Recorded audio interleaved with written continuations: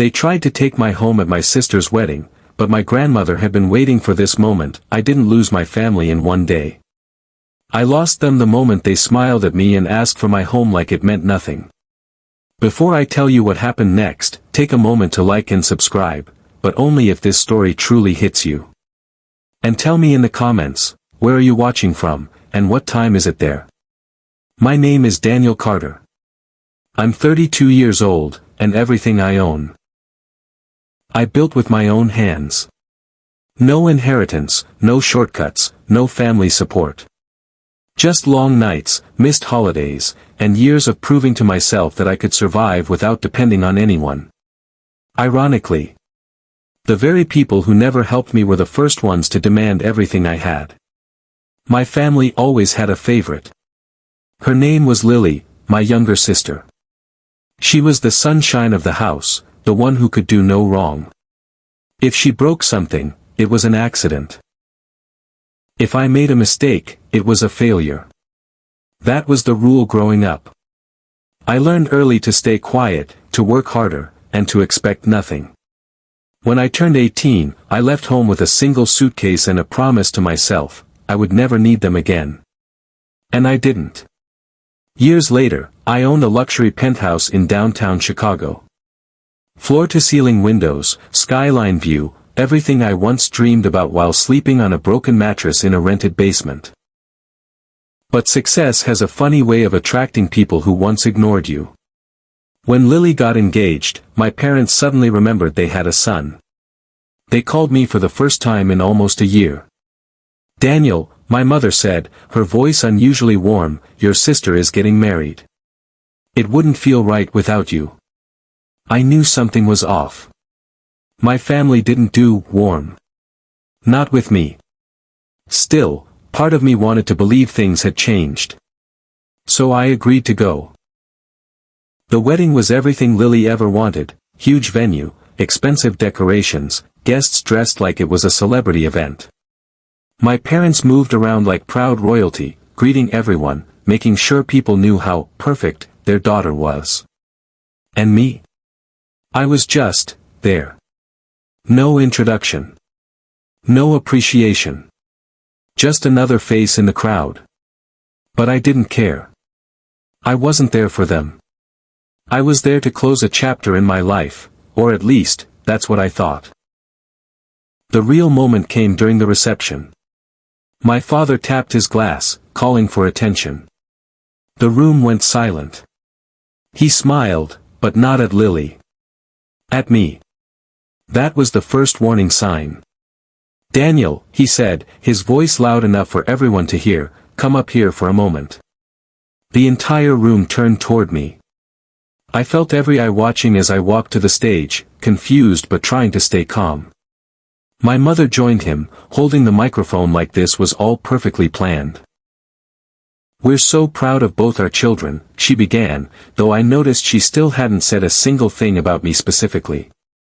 "But today is about family coming together, supporting each other." Something in my chest tightened. This didn't feel like a speech. It felt like a setup. Then my father said the words that changed everything. "Daniel, you've done very well for yourself," he continued. "Your penthouse, it's beautiful, right?" A few guests nodded. Some even smiled, impressed. I didn't. I knew where this was going. "We were thinking," my mother added smoothly, "since Lily and her husband are starting their new life, it would only make sense for you to give them your penthouse." The room went completely silent. For a second, I thought I misheard them. But then my father stepped closer and said it clearly. "It's the least you can do for your sister." Just like that. No discussion. No respect. Just a demand, wrapped in family expectations. I looked at Lily. She didn't look surprised. She was smiling. That smile told me everything. This wasn't spontaneous. This was planned.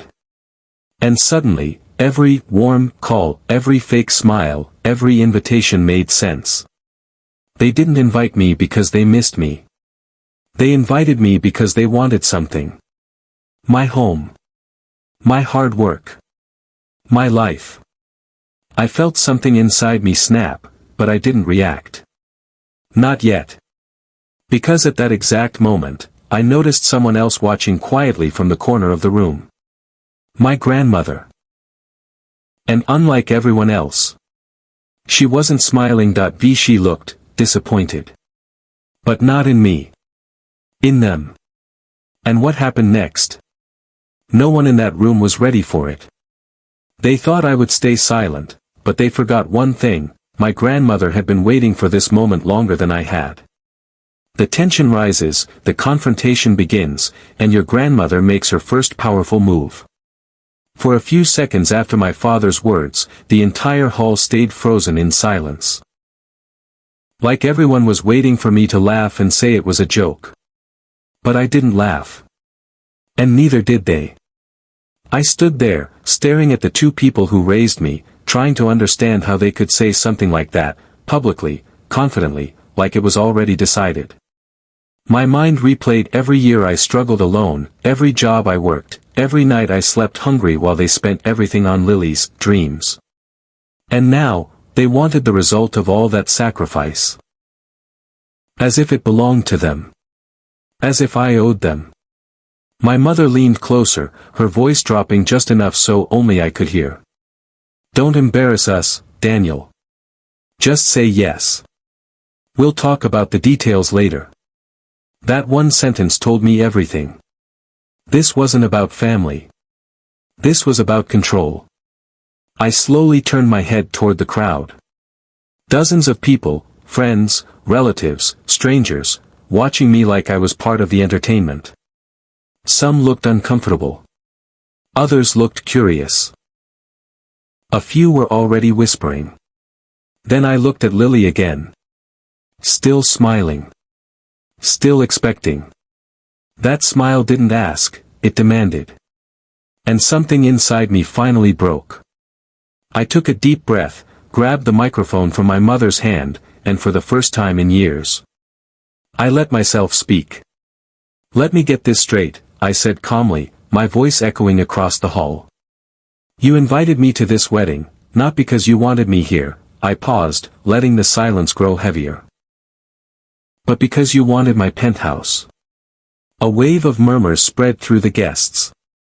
My father's smile tightened. Daniel, this isn't the time. No, I cut him off, still calm, but sharper now. This is exactly the time. You chose this moment. Not me. I turned slightly, making sure everyone could see my face. You didn't help me build that home. You weren't there when I worked 3 jobs.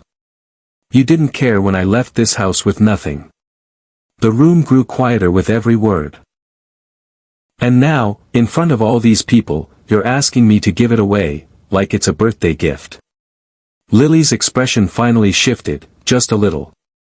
The smile faded into irritation. Why are you making this a big deal? She snapped, loud enough for everyone to hear. You have more than enough.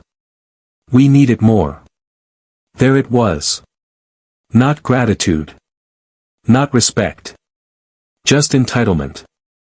I looked at her for a long moment, then asked quietly, and you think that makes it yours?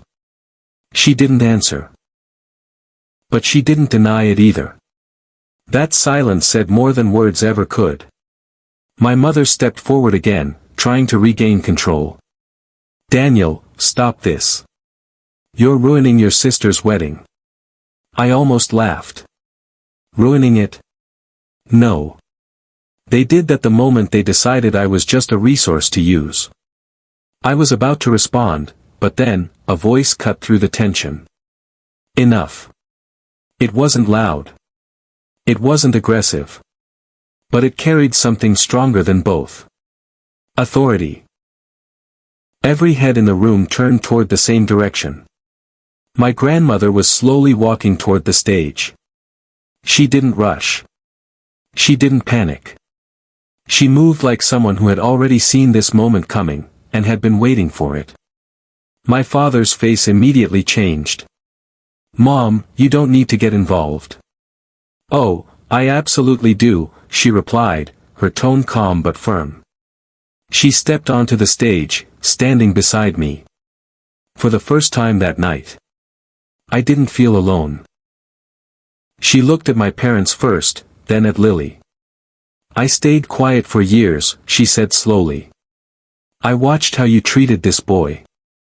I told myself it wasn't my place to interfere. Her eyes shifted toward me, softer now.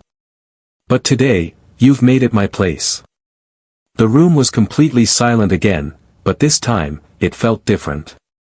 Heavier. Like something big was about to happen. My father forced a nervous smile. Mom, this is just a misunderstanding. We're family, family. She repeated, raising an eyebrow. Is that what you call this? Publicly demanding his home like he owes you a debt. No one spoke. No one moved. Even Lily looked unsure now. Then my grandmother reached into her purse. Slowly. Carefully.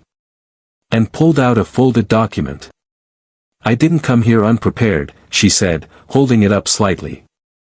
My mother's face paled. What is that? She asked, her voice suddenly tense. My grandmother looked straight at her, then at my father. It's something I should have shown a long time ago. She turned slightly toward me, her expression calm but meaningful. And something that's about to change everything. I felt my heart start to race. Because whatever that paper was, it wasn't small. And judging by the look on my parents' faces, they already knew. They thought they were taking my home, but they had no idea my grandmother was about to take everything from them. The moment my grandmother unfolded that document, the air in the room shifted in a way I can't fully explain, like everyone could feel that something irreversible was about to happen. My parents didn't speak, but their faces gave them away. The confidence they had just minutes ago was gone, replaced by something closer to fear. Not worry, fear. And that alone told me this wasn't just some random paper she had brought to make a point. This was something they already knew about. Something they hoped would never come to light.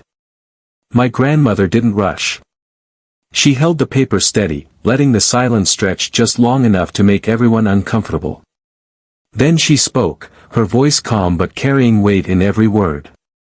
She explained that years ago, long before I left home, long before Lily became the center of everything, there had been a decision made in this family.